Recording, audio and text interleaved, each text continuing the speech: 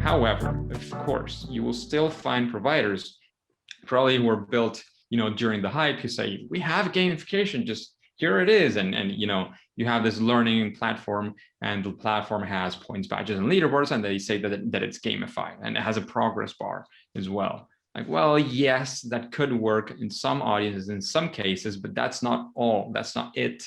Sometimes, and if you just use that, you very well might just fail. Yeah, pretty often, right?